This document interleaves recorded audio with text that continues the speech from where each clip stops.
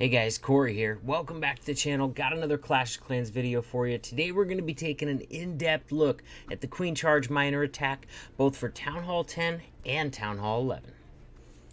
Nerf this!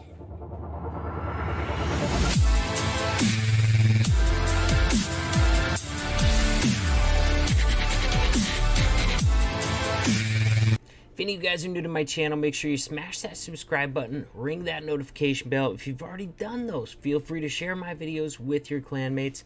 Check out credit coming in here. Let's pause it for just a second and look at what makes this such a great location to start a queen walk. If you look at this second layer here, you're going to notice all this dead space, and that can be really handy in making sure that your queen doesn't, come in here and start walking up this way. The lack of anything really behind these walls over here is going to keep her from wandering in that direction and keep her charging right into here. Now, we didn't know about those Teslas, so that could have potentially messed up his funnel a little bit, but it's not going to end up being an issue. I just really wanted to show you guys what made him see a queen charge right there so that you guys can start seeing those locations too and taking advantage of them as an area to reliably start a queen and determine her direction. Now, the wall wrecker's way out in front of the queen at this point, so he gets that early poison down on that CC. He's got some Valkyries coming out of there. He realizes he can get a CC kill and a queen kill if he rages them up, so he goes ahead and rages those Valkyries. But mind you, he has not had to rage his queen yet. A lot of that is because that wall wrecker was out in front doing that tanking for her. Now, King is already down on the other side of this base in anticipation of the miners coming in right from here. This is a really unique attack in the fact that you want something on the outside of the base clearing that trash, either a king or a P.E.K.K.A. or a king and a P.E.K.K.A. or two P.E.K.K.A.s, clearing that outside trash because you really want to keep your miners inside the base focused on those defenses. So your queen charge is going to funnel one side for the miners, king and or P.E.K.K.A.s going to funnel the other side, miners coming in through the middle. Miners can be difficult to heal, I'm not going to lie. It's going to take some practice with them to get good and comfortable with healing miners, in part because they're difficult to see, especially when they're coming from the top down. They can hide behind buildings. It can be difficult to see where they are, but you have to take a look at the next buildings that are up, the next buildings that they're going to path to after the current building they're on is down, and that's going to help you see where to place those heals. Remember, you do not have to heal the buildings that the miners are on. You just have to heal the side of that building that the miners are going to be at when they're trying to take it down. That's going to help you get greater coverage from your heals. Another area to focus on when healing miners, first of all, catching the most miners in that heal as possible, but splash damage. All right, giant bomb locations, bomb towers, wizard towers, and multi-target infernos are all splash damage buildings. They're going to do damage to a large group of miners at once. That's going to be your most effective area to get those miners healed. Troll Tesla is not going to be enough to get the time fail in this one. Credit Swag's a heal and his queen ability. What a beautiful attack on this base. Way to break it down. Let's check out our next Town Hall 10 example. Stick around for a Town Hall 11 example. It's actually an attack that I did. As I was looking through, realized I had an example of my own I could use of a queen charge miner attack, and that's going to be our Town Hall 11 example in this video. Let's check out Tianzi's hit on 27 here. Not as clear cut of an area to start a queen charge. We really don't have any dead space, but he's gonna get a baby dragon out here for funneling, and he's gonna be breaking into this base really soon with a stone slammer, and it's gonna kind of help his queen just draw in there. You're gonna see the CC is gonna pull over. A lot of times CC troops, even if buildings are gone, can help pull a queen in a certain direction if she goes after targeting them. At the same time, they can pull her off track. So if you're gonna pull CC with funneling troops, be wary of starting a queen charge in that area, because a lot of times she will veer out of her starting spot, chasing after those CC troops that have been aggroed onto your funneling troops. But once again, charging that queen into the base, really only objectives with the queen, and this is what makes this such a versatile attack strategy, is you've got to kill the enemy CC. Course, unless it's a hound, but that was unknown on this one. And you have to create some funneling. That's it. You don't have to get either hero with your queen charge on a queen charge miner attack. miners can kill both heroes just fine and dandy, all on their own. You just want to create pathing, take out that enemy CC. That's really all you have to do. Now you notice he has not dropped his king yet. King is going to come down on the other side, try and get some of this trash building funneled. Going to also take on the enemy barbarian king. Let's see, I don't know how much damage his king is going to get done on that side though, just because he was under so much DPS with that enemy king, with those Teslas, all that stuff firing down on him. But gets a little bit done, gets a little bit of funneling, keep those miners in the base for a little while. Invariably, towards the end of these attacks, you guys, your funneling on the outside is going to either be too slow or dead, so your miners are going to usually spread out towards the end of the base. But if you can keep them focused for the first phase, or the second phase of the attack, when the miners are in there, keep them focused in that base. It's going to keep them alive, it's going to keep them healed, it's going to keep them roaring through that base so that you have enough miners to get the end of the base taken out, because usually by then, just like right now, we're out of heals. The outside funneling troops of King or P.E.K.K.A.s are dead or slow by this point, so miners spread out a bit, but by that point you want enough miners left that they're gonna take out the rest of the space, no problem. Also, very nice to have a queen still alive at this phase in the attack. Look up here, you notice that town hall just went down because he placed a single goblin on it earlier in the raid. I think a single goblin, I did the math before, town hall 10, I think it can take down a town hall in like 42 or 43 seconds or something like that, because it does that extra damage to those resource buildings. So it'd be excellent for taking out those outer town halls very cheaply. Also for help funneling as well. He's already in here working on a gold mine as well. So another beautiful attack, charge the queen in, take care of some pathing, take care of the enemy CC, send a king and or P.E.K.K.A.s around the other side to take care of the other side of the funnel, miners in between those two, working through the core of the base, working through those defenses.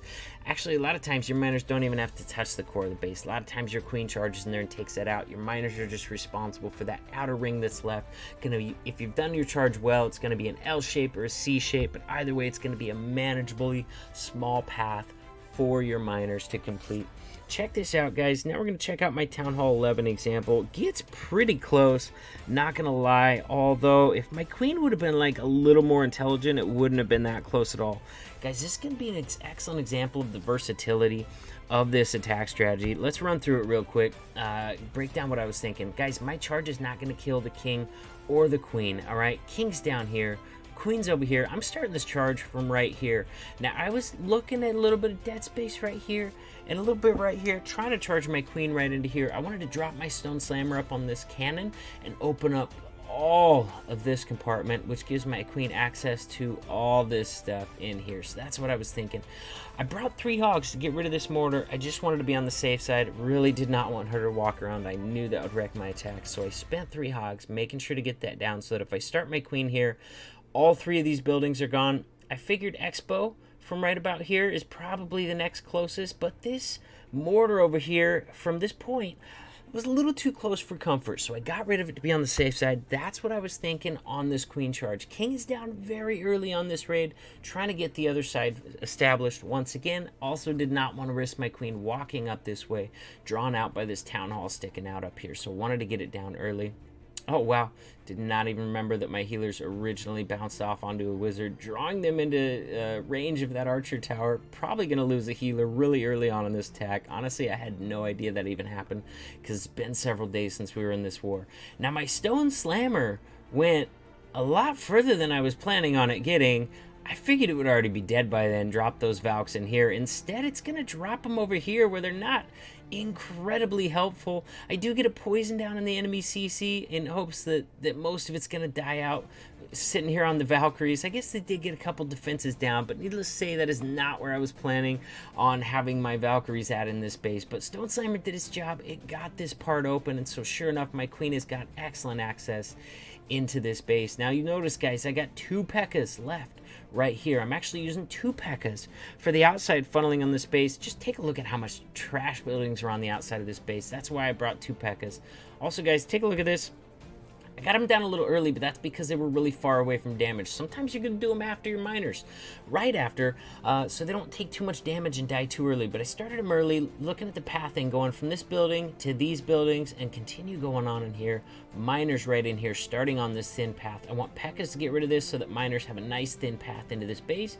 Queen in here can keep thinning out this path from her position right in there. Let's pray. Plus, press play. Just wanted to show you guys why I did that. That was actually a planned starting location for the miners and starting location for those double P.E.K.K.A.s as well. Miners are coming in though, guys. Only 20 miners, but they're gonna catch up to those P.E.K.K.A.s. P.E.K.K.A.s can one-shot all those buildings out there, especially with 2 of them, but they're still really slow moving. So unfortunately, I am gonna start to lose some miners out here when they go after the enemy Barbarian King. Still have a pretty nice group on the inside. Queen is tanking this Expo, which is helpful. Every little bit helps. When you have your Queen charging in a base, working alongside troops, she's gonna pull some aggro from some of those defenses, helping your inner troops, and likewise your inner troops can also aggro defenses, helping out your Queen charge. It becomes a really symbiotic attack where your Queen is helping your troops are helping your Queen. Here we go. Now Queen is behind at this point, guys, and I am out of heals. I do have a multi-target Inferno left up. I was thinking my Queen, oh yeah, she's gonna break in there, she's gonna take out that multi, this is gonna be all gravy. Now my 2 P.E.K.K.A.s are still doing great. They had some miners help them out on the outside. Unfortunately, I kind of wanted my miners on the inside, but because of that, they are still going very, very strong. Queen is not even trying to go after that multi-target Inferno at this point. Now she's gonna beat an outer wall going after this elixir pump. Are you kidding me? Is that elixir pump really closer than this archer tower? I don't buy it, man. I think that archer tower is closer, but I got plenty of miners left. They're gonna come in and take care of that last building there, that last multi-target Inferno.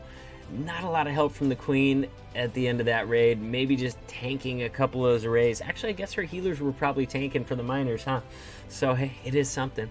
But there you guys go. This is an incredibly versatile attack strategy because you don't have to kill either hero, all right? At Town Hall 11, it helps to get the eagle. You know, a lot of times you want to get that eagle earlier on the attack, but honestly, you don't even have to do that. As long as you create some great pathing and you're going to get the eagle pretty early with your miners, you don't even have to get that eagle artillery. The only things you have to get on this attack are going to be good pathing and killing that enemy CC. Everything else those miners can handle, and that's why it's one of the most versatile attacks in Clash of Clans. Definitely worth learning. If you're a Town Hall 10, 11, or 12, guys, this is a valid attack strategy. Lex tripled base in our last CWL invite war at Town Hall 12 as well, with Queen Charge minor attacks. So super versatile, guys. I've been saying it ever since I started making videos, honestly, but it's just as true today as it has been in the past. Very versatile attack. Enjoy it. With that, guys, if you have not done it already, check out the details below my videos, and there you're going to find links to all my social media. Make sure you guys give me a follow on Twitch. I do stream over there on occasion. Also, guys, join my Discord server. First of all, it's the best place to get a hold of me. Second of all, my friends in my Discord server are the very first ones to get notifications of anything coming up with me, whether it's subscriber wars or whatever. I make sure to intentionally announce that to my Discord friends first. Give them first shot at those sort of things than I do in a public video. So with that, guys, thank you for hanging out with me, and I'll see you in the next video.